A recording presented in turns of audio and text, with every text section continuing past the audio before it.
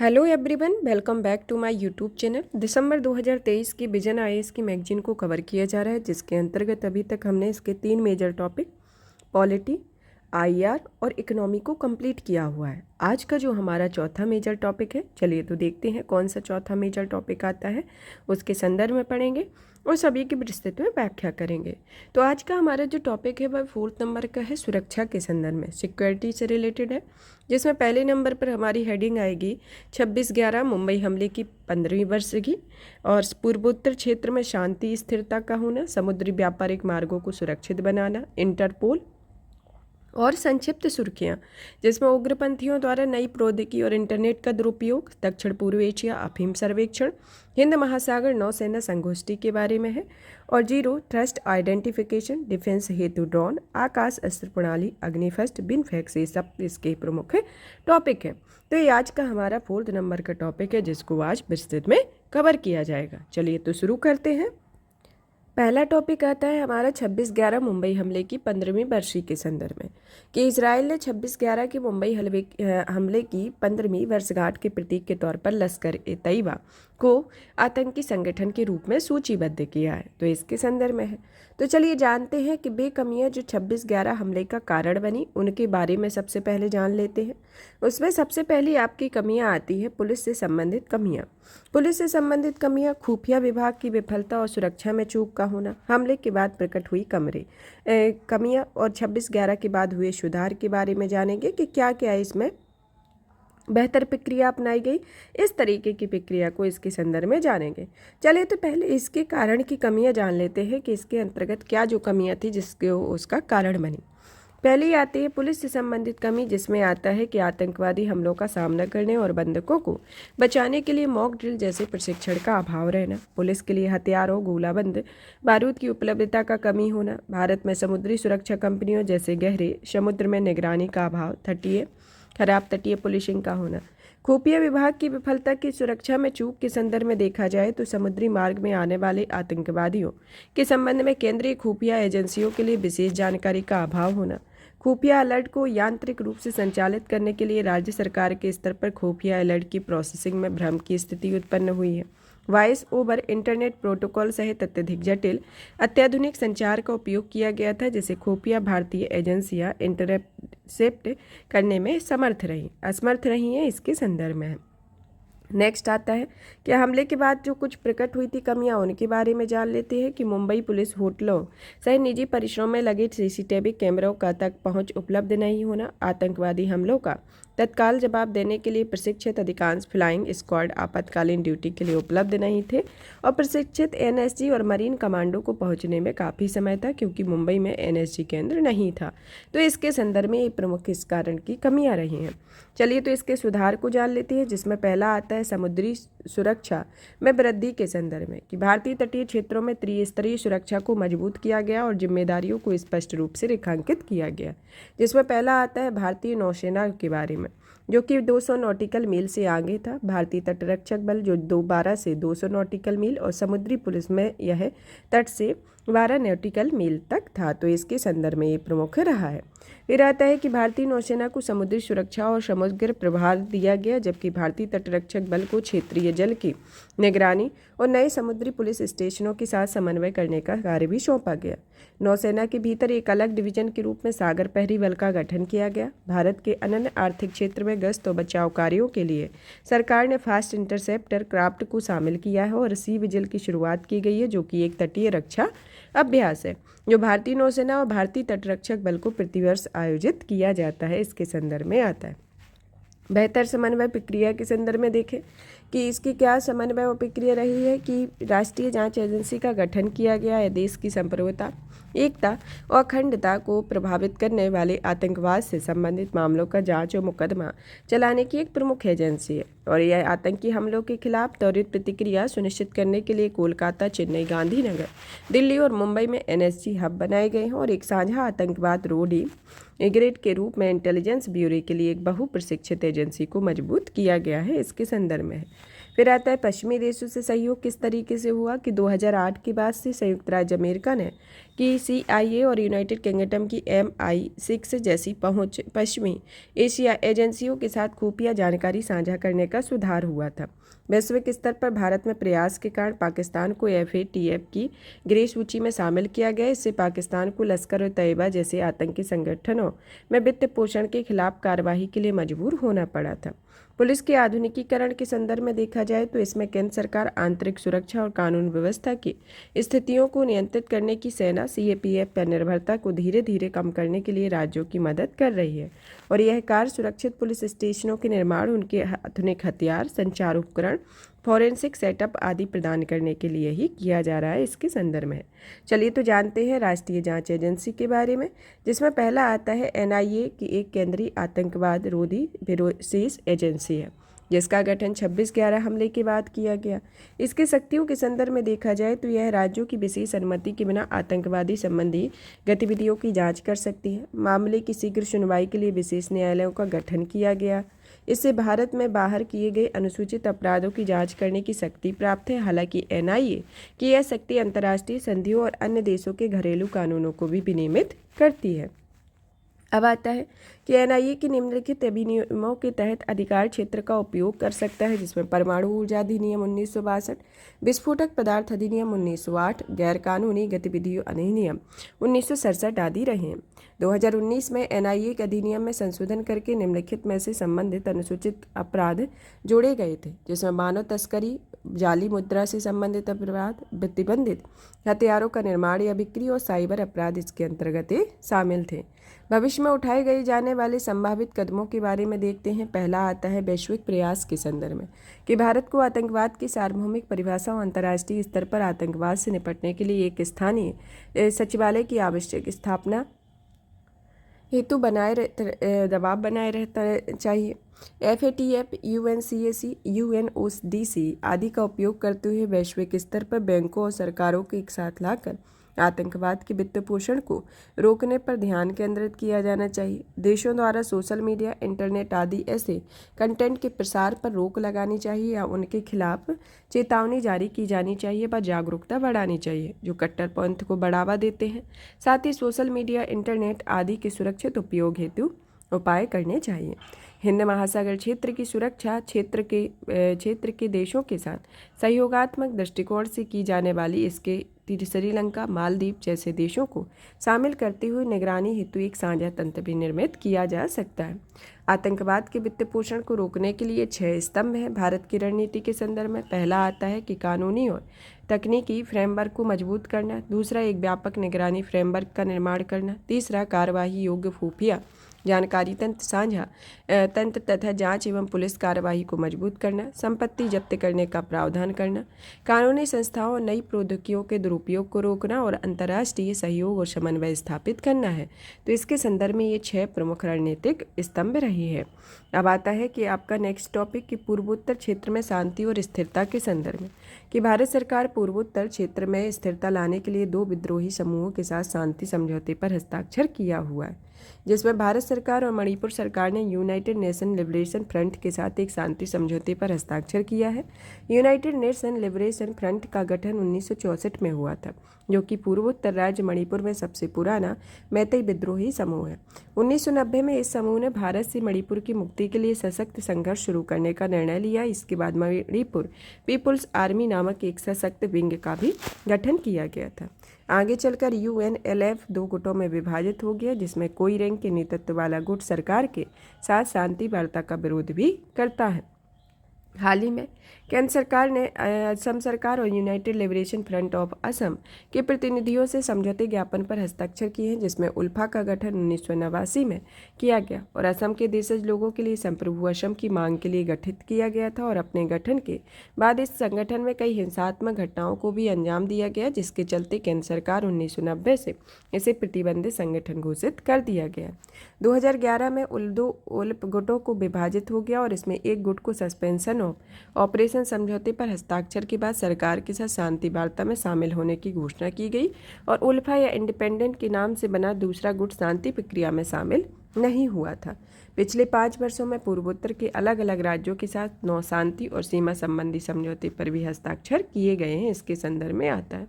पूर्वोत्तर में हिंसक घटनाओं के बारे में देखें कि 2014 बनाम 2022 के संदर्भ में कि विद्रोही घटनाओं में 76% की गिरावट, आम लोगों की मृत्यु में 97% की कमी और सुरक्षा बल की कमियों में 90% की कमी होना इसमें इस गिरावट का प्रमुख कारण रहा है।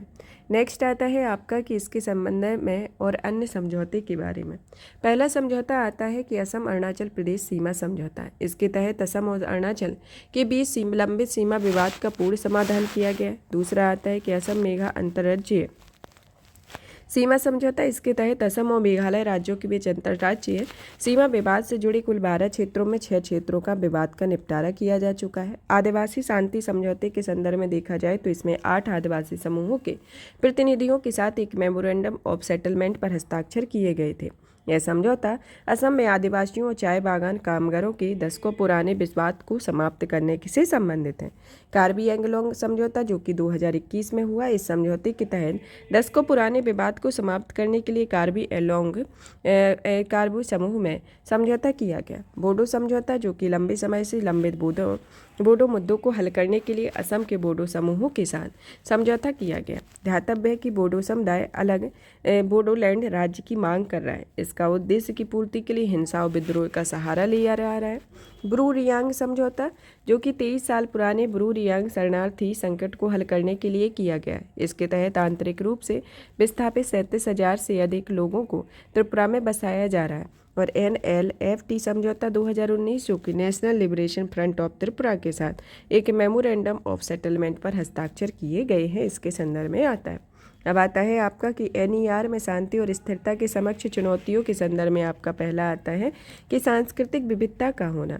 कि एक अनुमान के अनुसार NER में 247 से अधिक निर्जातीय समुदाय जनजातियाँ निवास करती हैं। यह अपने भाषा, रीति रिवाज एवं परंपराएं और इनमें जनजातियों के बीच जनजातीय व देशज गैर जनजातियों के बीच तथा देशज लोगों द्वारा देश के हिस्से में लोगों के मध्य बहिष्करण और लगाव की भावना विकसित होती है। NER में शांति स्थापित करने के महत्व को देखा जाए तो NER के विकास के लिए नए विकल्प उपलब्ध होंगे, जैसे पर्यटन, व्यापार।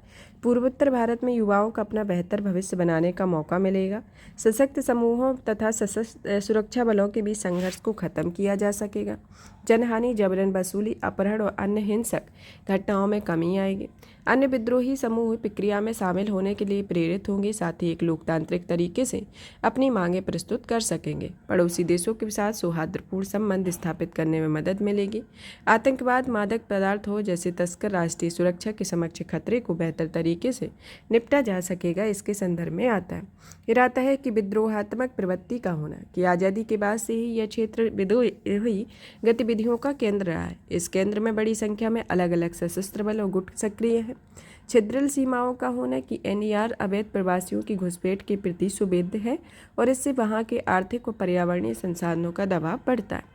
उदाहरण के लिए बांग्लादेश में असम के भीतर घुसपैठ, छिद्र सीमाओं के कारण हथियार और मादक पदार्थों के तस्करी सहित विद्रोही अपराधी आसानी से सीमा पार कर लेते हैं। म्यांमार सबसे बड़ा अफीम उत्पादक देश बन गया है। इस कारण NER से मादक पदार्थों की बहुत अधिक तस्करी हो रही है। क्षेत्रीय संघर्ष के तौर पे देखा जाए तो इसमें वर्तमान में अंतर्राष्ट्रीय और अंतर्राज्यीय राज्य क्षेत्र संघर्ष जारी हो गया। उदाहरण के लिए जैसे असम, मिजोरम सीमा विवाद आदि में विद्रोही समूहों के बीच प्रतिद्वंद्विता के संदर्भ में देखा जाए तो विद्रोही समूहों के भीतर गुटबाजी, फूट का वार्ता, समर्थक तत्वों के साथ वार्ता का प्रभाव पड़ता है। उदाहरण के लिए national socialist council of Nagaland के मुइमा गुट और खापलांग गुट की आपसी प्रतिद्वंद्विता नागा शांति वार्ता को जटिल बना रही है। बेहतर अवसंरचना की कमी के संदर्भ में NER में भौतिकी जैसे सड़क मार्ग, जल मार्ग, ऊर्जा, सामाजिक जैसे शैक्षणिक संस्थान और स्वास्थ्य समुदाय दोनों अवसंरचनाओं की कमी रही है। भारत में पूर्वोत्तर क्षेत्र के बारे में देखा जाए तो यहाँ अरुणाचल प्रदेश है, यहाँ पर सिक्किम है, ये मेघालय, त्रिपुरा, मिजोरम, मणिपुर, नागालैंड और ये असम आता है, जिसमें एक प्रमुख क्षेत्र हैं जहाँ पर ही भारत के पूर्वोत्तर क्षेत्र के संदर्भ में दिखाया गया है। नेक्स्ट आता है कि NER में शांति और स्थिरता के लाने लिए शुरू की गई अन्य पहलों के बारे में। कि उत्तर पूर्व के एक बड़े हिस्से में सशस्त्र बल की विशेष शक्तियाँ अधिनियम के तहत शामिल अशांत क्षेत्र की संख्या को कम किया है। जैसे उदाहरण के लिए असम में 85% क्षेत्र में AFSPA को हटा लिया गया है। AFSPA के तहत असान क्षेत्र की अधिसूचना 2015 में त्रिपुरा और मेघालय से पूरी तरह से वापस ले ली गई है। उत्तर पूर्वी विशेष अवसंरचना विकास योजना, जो कि एक केंद्रीय क्षेत्र की योजना है, इसके तहत उत्तर पूर्वी राज्यों में कनेक्टिविटी और पहचाने गए अन्य क्षेत्रों में अवसंरचना के विकास में सहायता मिलेगी। उत्तर पूर्व में विद्रोहियों के आत्मसमर्पण सह पुनर्वास के लिए संशोधित योजना का होना, जिसमें योजना के तहत गुमराह हुए युवाओं को विद्रोही और लड़ाका समुदाय में दूर रहने के लिए प्रोत्साहन किया जाना चाहता है। पूर्वोत्तर क्षेत्र में प्रधानमंत्री की विकास पहल के संदर्भ में किया एक क्षेत्रीय केंद्रीय क्षेत्र की योजना है, जिसका उद्देश्य अवसंरचना और सामाजिक विकास परियोजनाओं को वित्त पोषित करके पूर्वोत्तर क्षेत्र का तेजी से और समग्र विकास करना है। पूर्वोत्तर प्राकृतिक गैस पाइपलाइन ग्रिड परियोजना, जो कि 8 राज्यों को जोड़कर जाने वाली प्राकृतिक गैस पाइपलाइन विकास, संचालन और रखरखाव इसके अंतर्गत शामिल है। और उत्तर पूर्व में नीति फोरम के संदर्भ में देखा जाए तो इसका उद्देश्य NER के विकास के लिए समावेशी और सतत आर्थिक विकास, समृद्धि को बढ़ावा देना और उचित हस्तक्षेप की सिफारिश करना है। एक्ट ईस्ट नीति, जिसका उद्देश्य एशिया प्रशांत क्षेत्र के साथ साथ अलग अलग स्तरों के व्यापक आर्थिक, रणनीतिक और सांस्कृतिक संबंधों को बढ़ावा देना, साथ ही पूर्वोत्तर के एकीकरण को बढ़ावा देना भी होता है। आगे की राय में देखा जाए तो इसके संदर्भ में पहला तो आता है कि समग्र दृष्टिकोण का होना, दूसरा आता है क्षेत्रीय औद्योगिक मूल्य श्रृंखलाओं को बढ़ावा देना, तीसरा आता है शांति वार्ता को जारी रखना, चौथा आता है संस्कृति को संरक्षित करना, पांचवा आता है अवैध प्रवासन को रोकना, छठा सीमा प्रबंधन, सातवां आता है उत्तर पूर्वी परिषद अधिनियम 1971 में संशोधन का होना। तो इसके संदर्भ में प्रमुख कारण आते हैं। अब आता है समुद्री व्यापारिक मार्गों को सुरक्षित बनाने के संदर्भ में कि समुद्री सुरक्षित क्षेत्र में घटित हालिया हिंसक घटनाओं में समुद्री व्यापार मार्गों की सुरक्षा को लेकर चिंता बढ़ा रहे। इससे संबंधित तथ्यों को देखा जाए तो यह लाल सागर में हूथी हमले में कि यमन में हूथी विद्रोही गाजा पर इजरायल की बमबारी के जवाब में बाब अल मंडेव जल मरुमध्य के से होकर गुजरने वाले जहाज़ों पर हमला कर रहे हैं। यह जल मरुमध्य स्वेज नहर लाल सागर के दक्षिण में स्थित है। लाल सागर में MV कैम्प्रूटो नामक जहाज भारत आते समय ड्रोन हमले का शिकार हो गया और अरब सागर में पायरेसी, माल्टा में पंजीकृत जहाज MV रूएन का सोमालिया के पास अरब सागर में अपहरण कर लिया था। भारतीय नौसेना ने इस समस्या से निपटने के लिए प्रथम प्रक्रियादाता की भूमिका निभाई थी। भारत ने तुरंत आपातकालीन कदम उठाए और क्षेत्र की निगरानी के लिए नौसेना के समुद्री गश्ती के विमानों को तेजी से तैनात किया हुआ है। इसके अलावा पनामा नहर में कई दशकों से अपने शुष्क वर्षा ऋतु के दौर में गुजरी है और इस कारण पनामा जलस्तर कम हो गया तथा पिछले 3 महीनों में 50% जहाज़ों में पनामा नहर में गुजरना बंद कर दिया है। इसके संदर्भ में आता है। अब आता है समुद्री व्यापार मार्गों में समक्ष उनके खतरे के बारे में कि दुनिया के अलग अलग हिस्सों में बढ़ते भू राजनीतिक तनाव, उदाहरण के लिए यूक्रेन रूस युद्ध में काला सागर, अजोब सागर में जल परिवहन को प्रभावित किया है। विवादित समुद्री सीमाओं में उदाहरण के लिए देखा जाए तो यह दक्षिण चीन सागर विवाद में वैश्विक व्यापार बाधित होने की संभावना रहती है। पोत परिवहन के डिजिटलीकरण के चलते साइबर हमलों को संभावना बनी रहती है। जलवायु परिवर्तन में प्राकृतिक आपदाओं जैसे तूफान, टाइफून, भूकंप, सुनामी आदि घटनाएं वृद्धि हुई है। समुद्री आतंकवाद के संदर्भ में सशक्त डकैती, मानव तस्करी और गैरकानूनी व्यापार आए हैं। 1 से अधिक चौक पॉइंट की उपस्थिति इसके अंतर्गत हुई है। अब आता है आपका सुएज नहर और पनामा नहर में डिफरेंसेस को जान लेते हैं। सुएज नहर जो है यह मिस्र में भूमध्य सागर और लाल सागर को जोड़ने वाला एक कृत्रिम समुद्री जलमार्ग है। इसकी लंबाई 193 किलोमीटर है। इसको भी देख लेते हैं कि इसकी जो लंबाई है वह 80 किलोमीटर लंबी है पनामा नहर की और यह अटलांटिक महासागर और प्रशांत महासागर को जोड़ती है। और जो आपकी सुएज नहर है वह भूमध्य सागर और लाल सागर को जोड़ती है। यह पूर्व पश्चिम के बीच सबसे छोटा मार्ग है और इसके प्रवेश तथा निकास पर लॉक्स कंपार्टमेंट की एक प्रणाली उपयोग किया गया है। इसे लॉक्स जल स्तर के पर उठाने में मदद मिलती है। यह इसमें व्यापार की मात्रा जो है वह 2020 में व्यापार का 12% इससे जरिए होता है और कुल वैश्विक कंटेनर का 30% हिस्सा कवर करता है। और यह दुनिया के अनुमानित 7 से 10% तेल और 8% तरलीकृत प्राकृतिक गैस के परिवहन को सक्षम बनाता है। इसके संदर्भ में आता है सुएज नहर के संदर्भ में। पनामा नहर में आता है कि पनामा नहर का स्वामित्व पनामा गणराज्य के पास है और वह इसका संचालन करता है, जिसमें इसमें व्यापार की मात्रा आपकी 6% इस नहर के जरिए संपन्न होते हैं। अब इसके लोकेलिटी को देख लेते हैं कि सुएज नहर और पनामा नहर के बारे में।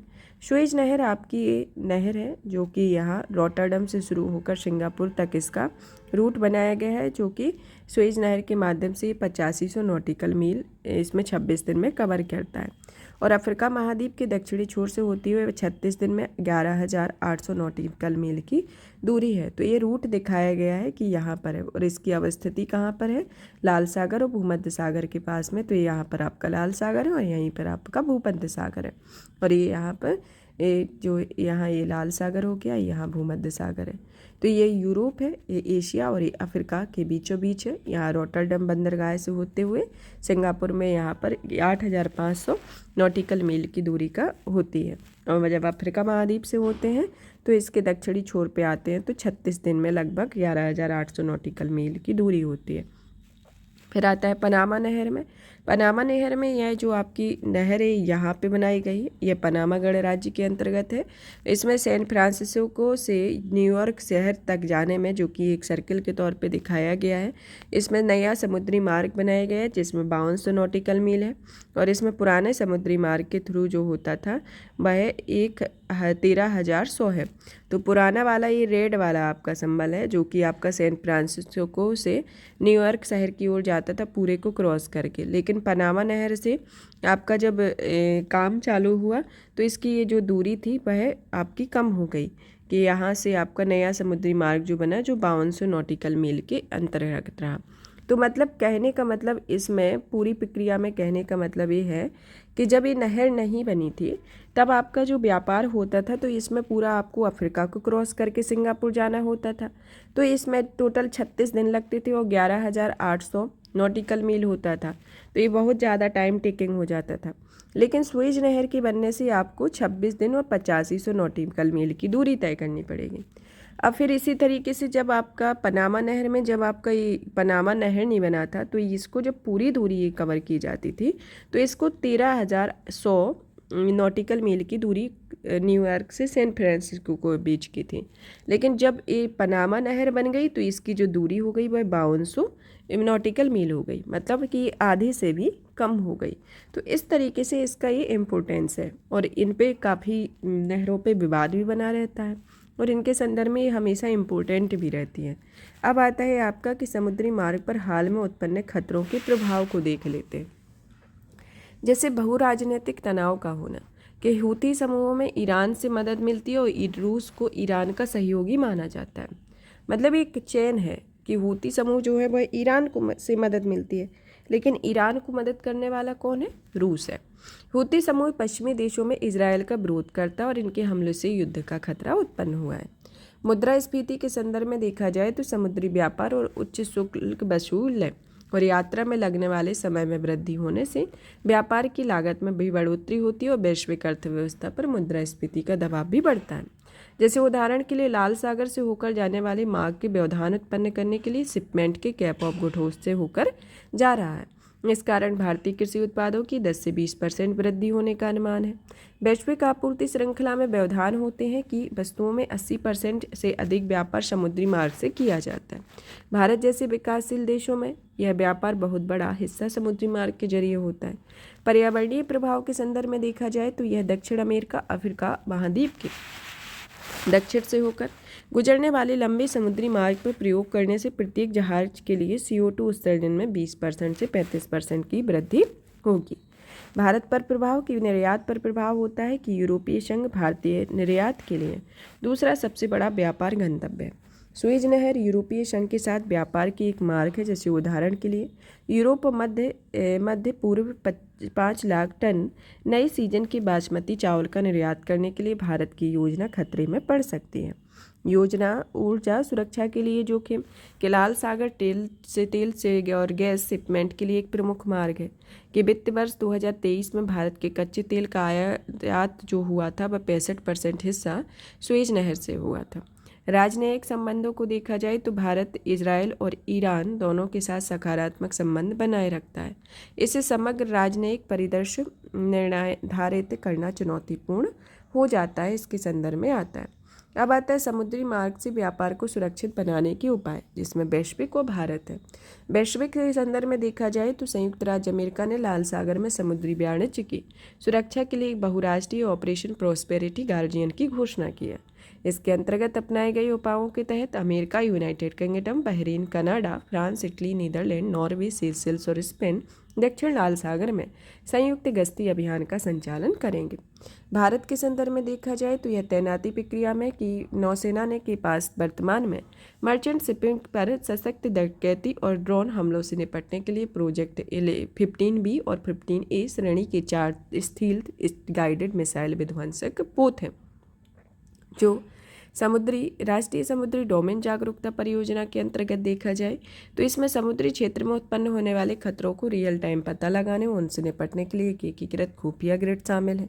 Information fusion centre for Indian Ocean region, जो कि सक्रिय रूप से हिंद महासागर क्षेत्र की निगरानी कर रहा है, और यह संगठन भागीदार देशों को अवैध गतिविधियों को रोकने और उन पर बेहतर नजर रखने, संभावित खतरे की पहचान करने और आवश्यक कदम उठाने में समन्वय करने का मदद करता है।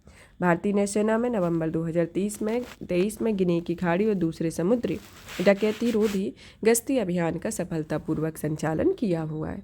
आगे की राय में देखा जाए तो यह आपूर्ति श्रृंखला का विविधीकरण हुआ है, जिसमें यह न केवल लोचशीलता को बढ़ाएगा बल्कि अधिक अनुकूल वैश्विक व्यापार अवसंरचना के निर्माण में भी योगदान देगा। गैर राज्य अभिकर्ता से निपटने के लिए रणनीतिक बदलाव को देखा जाए तो इसमें हूती विद्रोही जैसे समुद्रों को बढ़ती सैन्य क्षमताओं का पता लगाना चाहिए। साथ ही उनके प्रभाव में निपटने हेतु समुद्री सुरक्षा रणनीतियों की आवश्यक बदलाव करने की जरूरत है। वैश्विक सहयोग के संदर्भ में देखा जाए तो यह अपने अंतर्राष्ट्रीय संगठनों और बहुपक्षीय समूहों का लक्ष्य क्षेत्रीय समुद्री मार्गों को स्थिर बनाए रखेगा। चोक पॉइंट को सुरक्षित बनाना, क्षेत्रीय सुरक्षा विकास मॉडल को तैयार होना चाहिए। मध्यस्थ के रूप में भारत की भूमिका को देखा जाए तो यह एक प्रभावित पक्ष बड़े व्यापारिक राष्ट्र के रूप में भारत को ईरान, इजरायल सहित मध्य पूर्व में अलग अलग देशों के साथ अपने अच्छे संबंधों को ध्यान से रखने, शांति स्थापित करने के लिए मध्यस्थ की भूमिका निभानी चाहिए। राजनयिक संबंध में देखा जाए कि संघर्ष के मूल कारणों को समाधान करने, व्यवधान के जोखिम से जुड़े जोखिमों को कम करने के लिए राष्ट्रों के बीच सहयोग को बढ़ावा देने की आवश्यकता है। इसके संदर्भ में आता है। अब आता है महत्वपूर्ण मरीन ट्रेड चोक पॉइंट के बारे में कि पनामा नहर के संदर्भ में आपका आता है बाबल मंडेव जल मरुमध्य, स्वेज नहर, टर्किश डोर्डेनाल्ड बोस्फोरस जल मरुमध्य, हॉर्मुज जल मरुमध्य और मलक्का जल मरुमध्य आते हैं। तो ये आपके महत्वपूर्ण मरीन चेक पॉइंट है। नेक्स्ट आता है आपका इससे संबंधित सुर्खियों के बारे में कि maritime heads for active security and growth for all in the region. Mahasagar उच्च स्तरीय वर्चुअल इंटरेक्शन महासागर पहला संस्करण भारतीय नौसेना द्वारा आयोजित किया गया। यह सभी के लिए एक सक्रिय सुरक्षा और विकास हेतु समुद्री प्रमुखों में उच्च स्तरीय वर्चुअल वार्ता है। इसमें हिंद महासागर क्षेत्र के तटीय देश जिसमें Bangladesh, Comoros, Kenya, Madagascar, Maldives, Mauritius, Mozambique, Seychelles, Sri Lanka और तंजानिया के प्रतिनिधियों ने भाग लिया। यह महासागर का यह पहला संस्करण है जिसकी थीम थी सामान्य चुनौतियों का मुकाबला करने के लिए सामूहिक समुद्री दृष्टिकोण का होना है, और यह सरकार की सागर पहल के अनुरूप है। यार्ड 12706 में इम्फाल में किया रक्षा मंत्रालय ने यार्ड 12706 इम्फाल युद्धपोत के क्रेस्ट का अनावरण किया है, जो कि इम्फाल प्रोजेक्ट 15B के तहत बनाए जा रहे 4 स्टील्थ गाइडेड मिसाइल विध्वंसक में तीसरा है। यह एक शक्तिशाली और बहुउपयोगी प्लेटफॉर्म है जो कि सतह से हवा में मार करने वाली मिसाइलों, पोतरोधी मिसाइलों, टारपीडो सहित अत्याधुनिक हथियारों और सेंसरों से लैस है। इसे भारतीय नौसेना के युद्धपोत डिजाइन ब्यूरो में शामिल किया गया है, जिसका निर्माण मचगांव डॉक शिपयार्ड लिमिटेड ने किया है। प्रोजेक्ट 15B पिछले दशक में नौसेना के शामिल किए गए कोलकाता श्रेणी के विध्वंसकों की अनुवर्ती है, और INS विशाखापट्टनम प्रोजेक्ट 15B का पहला पोत है, और इस पोत को 2021 में भारतीय नौसेना में शामिल किया गया था। नेक्स्ट आता है आपका इंटरपोल के बारे में कि हाल ही में ऑस्ट्रिया के वियना में इंटरपोल की 91वीं सभा बैठक संपन्न हुई। इसमें शताब्दी वर्ष का वर्षगांठ मनाई गई। 91वीं महासभा से संबंधित मुख्य तथ्यों के बारे में जाने कि यह वियना घोषणा पत्र challenging the rise of transnational organized crime जारी किया गया, जिसके तहत 5 प्राथमिकता वाली कार्रवाइयों की सूची जारी की गई, जिसमें भारत ने इस दौरान अपराधियों और अपराध से प्राप्त होने वाले आय को एक सुरक्षित शरण उपलब्ध न होने की आवश्यकता पर बल दिया।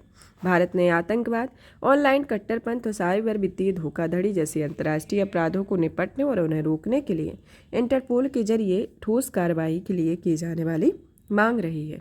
अब आता है इसके अंतर्गत, जैसे इंटरपोल का एक रेड नोटिस होता है जो वांटेड व्यक्तियों के लिए होता है, येलो नोटिस जो होता है गुमशुदा व्यक्ति के लिए, ब्लू नोटिस एडमिशन इन्फॉर्मेशन के लिए, ब्लैक नोटिस जो होता है अनआइडेंटिफिकेशन बॉडी के लिए, ग्रीन नोटिस जो होता है वार्निंग और इंटेलिजेंस के लिए, ऑरेंज नोटिस जो होता है इमिनेंट थ्रेट्स के लिए अंतर्गत आता है।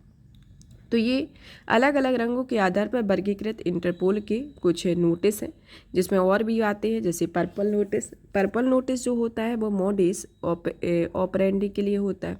इंटरपोल राष्ट्र सुरक्षा परिषद स्पेशल नोटिस जो कि यूएनएससी के प्रतिबंधों के दायरे में आने वाले व्यक्ति या समूह के अंतर्गत आता है। अब आता है आपका अंतर्राष्ट्रीय आपराधिक पुलिस संगठन के बारे में कि इंटरपोल की जो स्थापना हुई है वह 1923 में की गई। यह एक आपराधिक पुलिस आयोग के रूप में स्थापित किया गया था और 1956 में इसे इंटरपोल का एक आधुनिक संविधान अपनाया गया। साथ ही आईसीपीसी को इंटरपोल के रूप में पुनर्गठित किया गया था, जिसका मुख्यालय है वो लियोन फ्रांस में है और इसकी महासभा एवं नीतिगत वित्तीय और अन्य मुख्य विषयों पर निर्णय लेने और सर्वोच्च शासी निकाय इसकी बैठक प्रतिवर्ष आयोजित की जाती है, जिसमें प्रत्येक सदस्य के नए प्रतिनिधि शामिल होते हैं। सदस्य में भारत सहित इसमें 196 सदस्य देश हैं और भारत इसमें 1949 में इंटरपोल में शामिल हुआ है। राष्ट्रीय केंद्रीय ब्यूरो के बारे में, यह प्रत्येक सदस्य देश में इसका राष्ट्रीय केंद्रीय ब्यूरो होता है और ये एनसीबी इंटरपोल की सभी गतिविधियों का समन्वय करती है। भारत में केंद्रीय जांच ब्यूरो एनसीबी की भूमिका निभाता है। इंटरपोल के संदर्भ में कार्य को देखा जाए तो यह 4 वैश्विक अपराधों से निपटने के देशों की मदद करता है, जिसमें आतंकवाद, साइबर अपराध, संगठित अपराध, वित्तीय अपराध और भ्रष्टाचार रोधी कार्रवाई इसके अंतर्गत आती है। डेटाबेस के संदर्भ में देखा जाए तो इसके तहत व्यक्तियों में जिसमें नाम, उंगली के निशान आदि, चोरों की गई संपत्तियों जैसे पासपोर्ट, वाहन कलाकृतियाँ आदि, हथियारों की तस्करी और संगठित अपराध नेटवर्क के बारे में जानकारी देने वाला डेटाबेस तैयार किया जाता है। इसे नोटिस के संदर्भ में देखा जाए तो इंटरपोल दुनिया भर में जानकारी के लिए अलर्ट जारी करने और अनुरोध साझा करने में देशों को सक्षम बनाने हेतु नोटिस जारी करता है। इसके संदर्भ में आता है है कि बिना घोषणा पत्र में 5 प्राथमिकताओं वाली कार्रवाइयों पहली आती है अंतर्राष्ट्रीय संगठित अपराध को वैश्विक सुरक्षा के लिए प्रमुख खतरा मानना। दूसरा आता है आपराधिक गतिविधियों को निपटने के लिए व्यापक सहयोग करना। तीसरा आता है सूचना साझाकरण में वृद्धि करना। चौथा आता है अग्रिम पंक्ति में तैनात पुलिस अधिकारियों का समर्थन करना। 5वां आता है नवाचार और प्रौद्योगिकी निवेश को बढ़ावा देना है। इसके संदर्भ में आता है। अब आता है इंटरपोल के मुख्य योगदान के बारे में कि अंतर्राष्ट्रीय वित्तीय अपराधों के खिलाफ समन्वित वैश्विक प्रतिक्रिया में इंटरपोल वित्तीय अपराध और भ्रष्टाचार रोधी केंद्र का गठन किया गया। 2022 में इंटरपोल ने सदस्य देशों को साइबर सक्षम धोखाधड़ी से उत्पन्न होने वाले $200 मिलियन की आपराधिक आय को जब्त करने की मदद की है। इंटरपोल ऑपरेशन के बारे में देखा जाए तो यह मादक पदार्थों की तस्करी को रोकने के लिए केंद्रित ऑपरेशन लायनफिश के तहत भारत में मादक पदार्थों को जब्त किया गया या परिसंपत्तियों की वसूली पर अंतर्राष्ट्रीय कानून प्रवर्तन को मजबूत करने के लिए वित्तीय कार्यवाही कार्यबल और इंटरपोल की संयुक्त पहल की शुरुआत की गई है। खेल प्रतिस्पर्धाओं में होने वाली हेराफेरी को अंकुश लगाने के लिए Interpol match fixing task force का गठन किया गया, जिसमें इंटरपोल आतंकवाद के खिलाफ लड़ाई में आने वाली चुनौतियों को निपटने के लिए सदस्य देशों को नई प्रौद्योगिकियों को समझने, उन्हें अपनाने, सहायता करने यूएनसीसीटी के साथ संयुक्त रूप से काम कर रहा है। इसमें संयुक्त राष्ट्र आतंकवाद विरोधी केंद्र के रूप में यह कार्य कर रहा है, जो कि इसके फुल फॉर्म के रूप में है। इंटरनेट और विश्व सीमा संगठन ने एक संयुक्त अभियान का संचालन भी किया है, जिसके अभियान के तहत वन्यजीव और लकड़ी के अवैध व्यापार की रोकथाम के लिए वैश्विक स्तर पर कार्यवाही की गई थी। इनोवेशन इज सर्विस, जो कि अपने सदस्य देशों में भविष्य के लिए बेहतर तैयारी करने हेतु एक अंतर्दृष्टि और रणनीतिक सिफारिशें प्रदान करने की पेशकश भी करता है। इसके संदर्भ में आता है। अब आता है इंटरपोल के समक्ष चुनौतियों के बारे में, जिसमें पहली चुनौती आती है आपकी कानूनी और संरचनात्मक सीमाएं कि इंटरपोल का कार्य इसके सदस्य देशों को स्वैच्छिक सहयोग पर निर्भर करता है। अलग अलग देशों में मौजूदा कानूनी असमानताओं को और जटिल नौकरशाही प्रक्रियाओं के साथ इसका कामकाज बाधित होता है और अलग अलग देशों में डेटा के निजता संबंधी अधिकार और सुरक्षा संबंधी विनियमों के सूचनाओं के आदान प्रदान और उनके विश्लेषण में बाधा पैदा होती है। अंतर्राष्ट्रीय अपराधियों के प्रत्यर्पण में असमर्था होती है और यदि कोई वांछित अपराधी किसी देश में छुप गया है तो इंटरपोल उसकी सूचना के लिए रेड नोटिस जारी करते हैं। हालांकि यह किसी देश के प्रत्यर्पण को बाध्य नहीं कर सकता है। राजनीतिक चुनौतियां भी दी गई हैं, जो कि राजनीतिक रूप से प्रेरित अभियोजन का आरोप लगते रहे इसमें सरकार के विरोध करने पर व्यक्तियों को। और उदाहरण के लिए देखा जाए तो यह सरकार स्टॉकहोम सेंटर फॉर फ्रीडम की रिपोर्ट, जो कि तुर्की के प्राधिकारियों द्वारा उनके आलोचकों विरोधियों के खिलाफ इंटरपोल तंत्र का दुरुपयोग का खुलासा किया गया। द्विपक्षीय या क्षेत्रीय राजनीतिक विवाद सूचना साझा करने में संयुक्त अभियानों का संचालन में बाधा उत्पन्न करते हैं। इससे इंटरपोल का समग्र प्रभावशीलता प्रभावित होती है। अंतर्राष्ट्रीय पुलिसिंग से उभरते रुझानों और खतरों के बारे में देखा जाए तो यह मानव तस्करी, पर्यावरणीय अपराध, क्रिप्टो अपराध जैसे संगठित अपराध के नए नए रूप सामने आ रहे हैं। डार्क वेब मार्केट प्लेस की गुमनामी और जटिलता के कारण आपराधिक गतिविधियों पर नज़र रखना कठिन हो जाता है। बिग डेटा के उद्भव के डेटा पर उनके नियंत्रण और से डेटा की निजता को सुनिश्चित करने के लिए निजी कंपनियों के साथ सहयोग को संतुलित करना मुश्किल हो गया है। आगे की राय को देखा जाए तो इंटरनेट में सुधार के लिए बहुआयामी वैश्विक पक्ष समर्थन दृष्टिकोण अपनाना चाहिए। इसके लिए शिक्षाविदों, नीति निर्माताओं, इंटरपोल की महासभा, गैर सरकारी संगठनों आदि को शामिल किया जाना चाहिए। इंटरपोल की सदस्यता के लिए बनाए गए मानकों को यह सुनिश्चित करना चाहिए कि केवल कानून के शासन को अपनाने के लिए लोकतांत्रिक देश इंटरपोल के सदस्य बने हैं। रेड नोटिस की आवधिक समीक्षा के लिए एक स्वतंत्र निकाय की स्थापना की जानी चाहिए। सफेदपोश अपराधों और जांच प्रक्रियाओं के मानकीकरण, मनी लॉन्ड्रिंग मॉडल कानून तैयार करने आदि के लिए सदस्य देशों को संवेदनशील बनाना चाहिए। अनुसंधान आयोजित करने, विशेष इकाइयाँ विकसित करने और प्रासंगिक हितधारकों के साथ साझेदारी करके उसके उभरते खतरों और रुझानों को मुकाबला के लिए तैयार रहने की आवश्यकता होगी, इसके संदर्भ में आता है। अब आता है इंटरपोल के साथ भारत के जुड़ाव के बारे में। भारत ने 2022 में नई दिल्ली में 90वीं इंटरपोल महासभा मेजबानी की है। यह 90वीं के महत्वपूर्ण परिणामों में निम्नलिखित आता है कि इस दौरान इंटरपोल पहली बार वैश्विक अपराध प्रवृत्ति रिपोर्ट जारी की थी।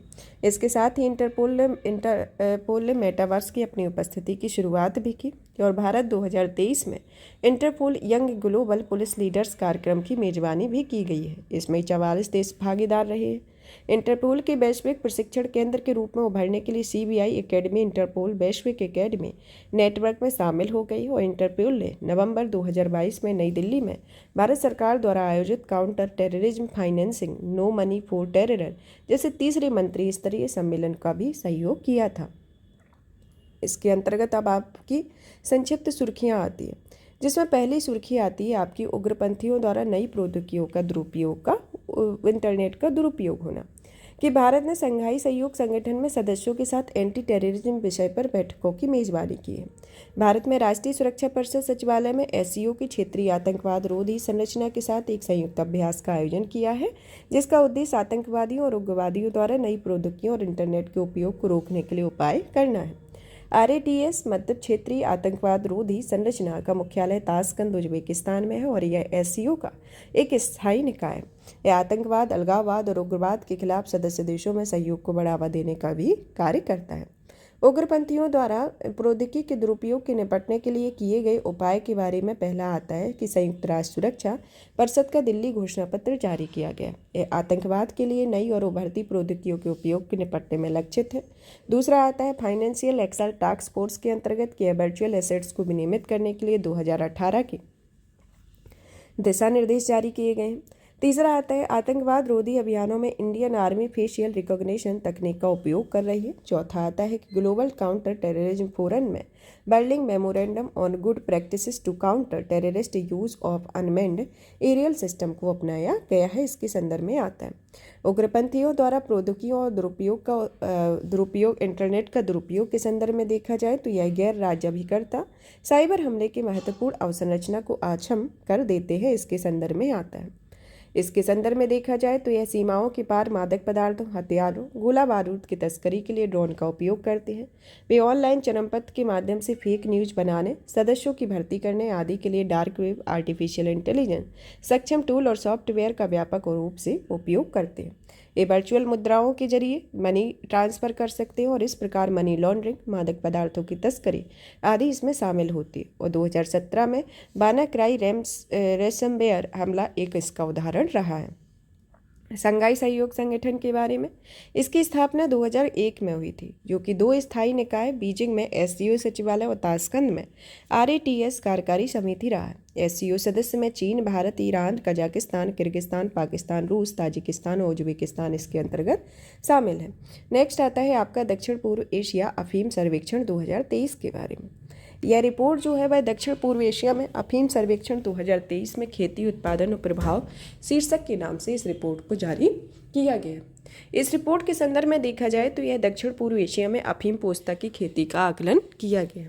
इस खेती में म्यांमार, थाईलैंड, लाओस में गैरकानूनी रूप से अफीम का उत्पादन करने वाले क्षेत्रों में गोल्डन ट्रायंगल कहा जाता है। तो गोल्डन ट्रायंगल के अंतर्गत कौन कौन से देश आते हैं? पहला आता है आपका म्यांमार, दूसरा थाईलैंड और तीसरा आता है लाओस।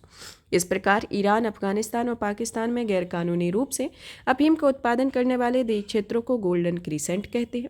रिपोर्ट के मुख्य बिंदुओं पर नज़र डाली जाए तो यह गोल्डन ट्रायंगल से संबंध अफीम उत्पादन 2023 में लगातार वृद्धि देखी गई।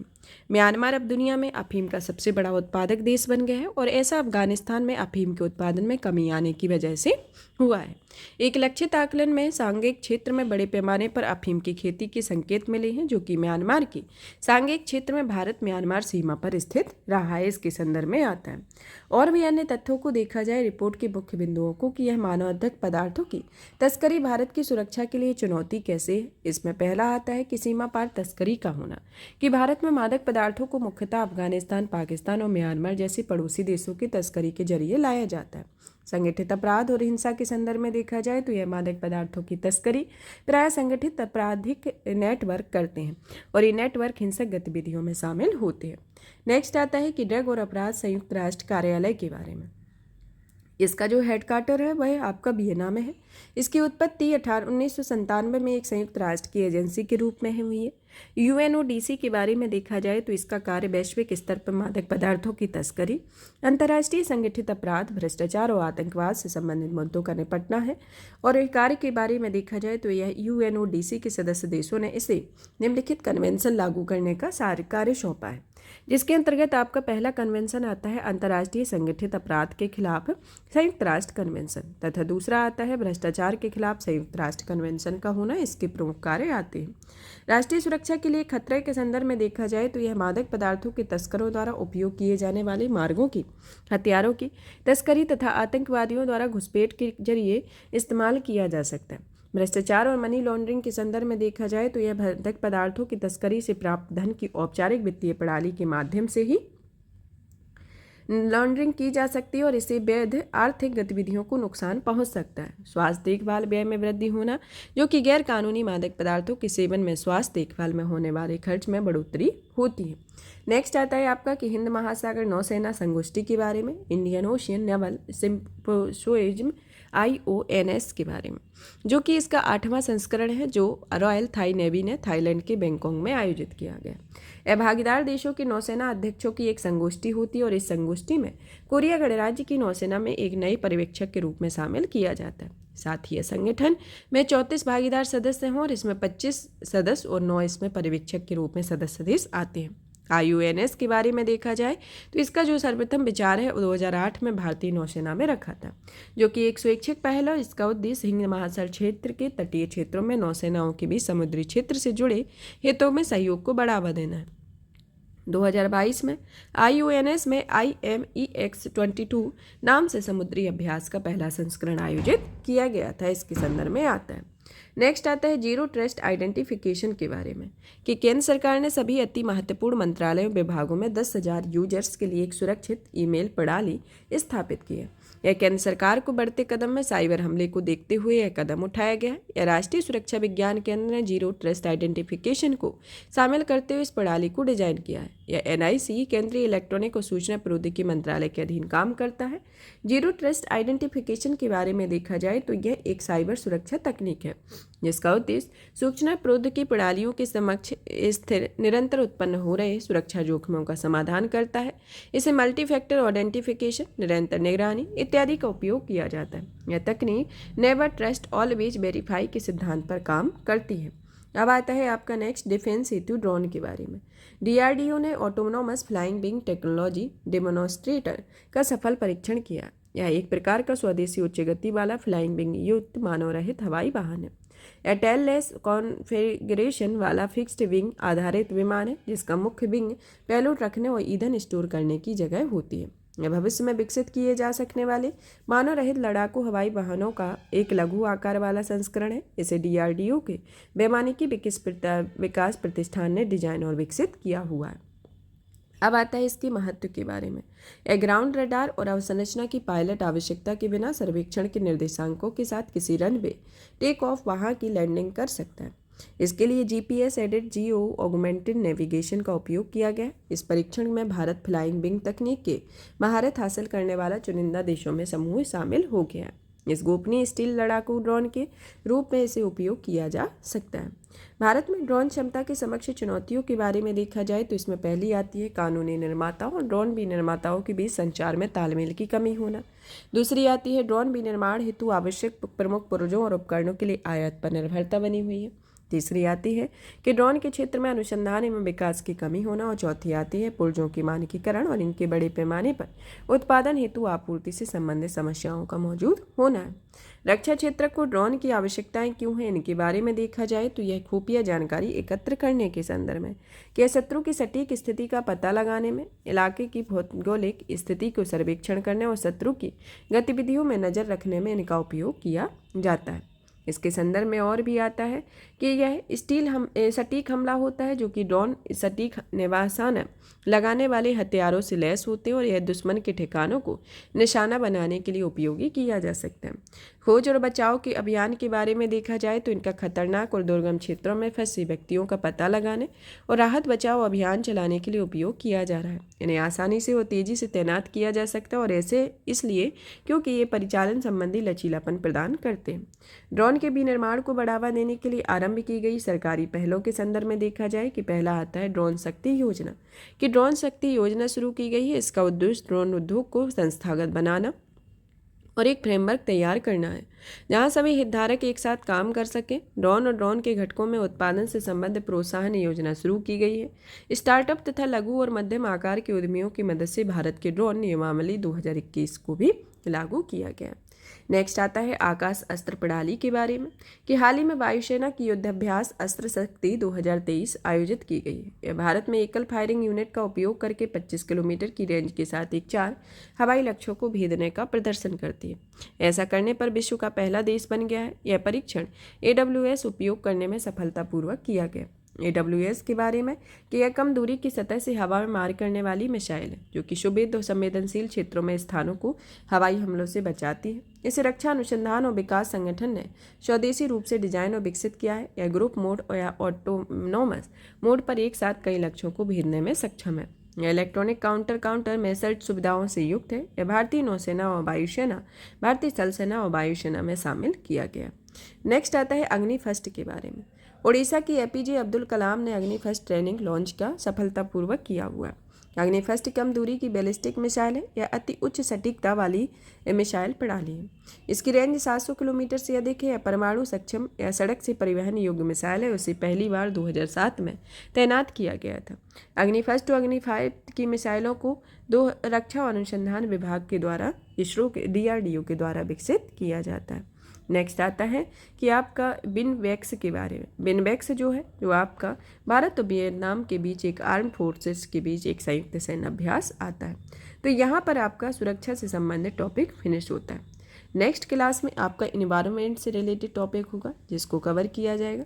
तब तक आप इस सेशन को ज़्यादा से ज़्यादा शेयर करें, वीडियो को लाइक करें, चैनल को सब्सक्राइब करें। धन्यवाद।